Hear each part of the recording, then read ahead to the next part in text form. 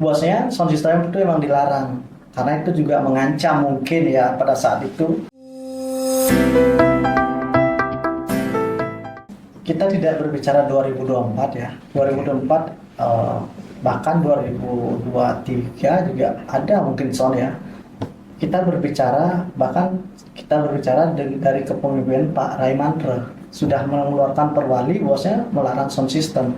Nah dari sana sudah dikeluarkan himbauan perwali bahwasanya sound system itu memang dilarang karena itu juga mengancam mungkin ya pada saat itu, dan akhirnya meledaknya kemarin. Pada satu sisi coba deh kita berbicara, kan tadi statement awal saya sampaikan bahwasanya pengerupuan ini adalah kegiatan yang sakral.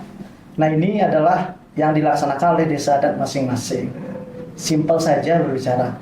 Ini izinnya ada nggak teman-teman kita?